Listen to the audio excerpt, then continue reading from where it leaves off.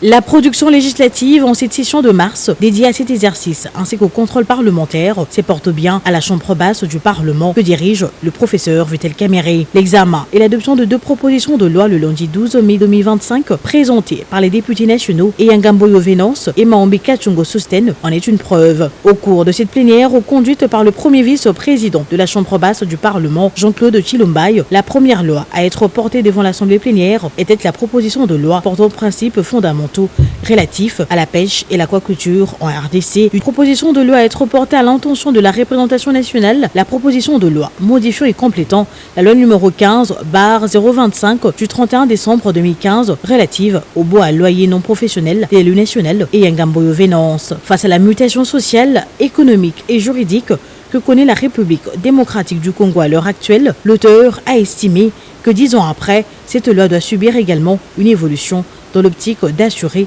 une protection légale aux différentes parties prenantes. Avec 20 articles modifiés sur le 49 existant, un nouveau chapitre créé et 5 articles ajoutés, le porteur de la dite proposition de loi prône entre autres la fixation et le paiement du loyer en francs congolais, ainsi que l'obligation de signer un contrat de bail devant le service de l'habitat. L'urbanisation sauvage et accélérée, les loyers exorbitants, la prolifération d'acteurs non régulés, la dollarisation systémique du marché locatif alors que le pouvoir d'achat des Congolais est mis à rythme par la volatilité monétaire, les expulsions sommaires des locataires, les pratiques informelles et les litiges récurrents, les cautions excessives, les hausses incontrôlées des loyers, l'absence de contrats formels témoignent aujourd'hui que le cadre légal actuel ne protège plus adéquatement les droits fondamentaux des parties.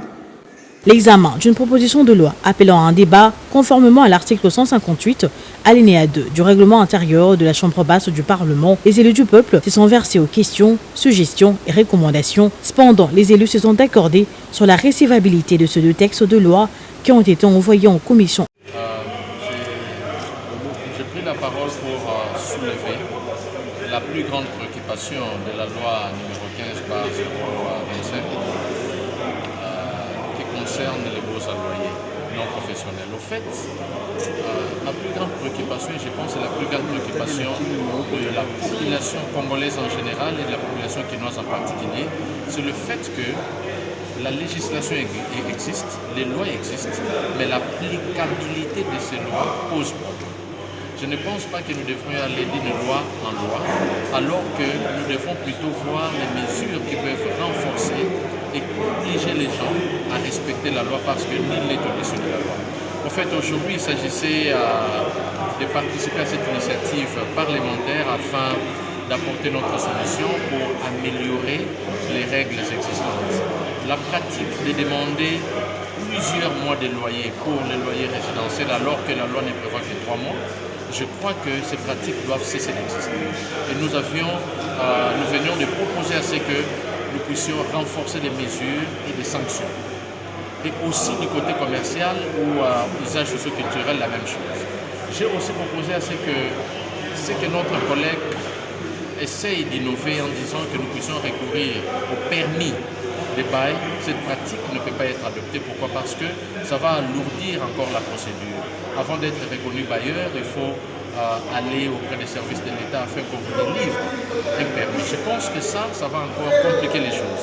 Aller déposer les garanties locatives dans un compte bancaire qui appartient à l'État, c'est aussi une pratique qui ne fera que compliquer les choses. Pourquoi? Parce que la République démocratique du Congo est parmi les pays dont le taux de bancarisation est très faible. Il y a des points de notre pays où la banque n'existe pas. Comment allez-vous exiger aux bailleurs de récupérer la garantie et d'aller la déposer dans un compte bancaire? Et cela soulève aussi la confiance que nous devons avoir envers les institutions de l'État, à savoir les secrétariats à l'habitat.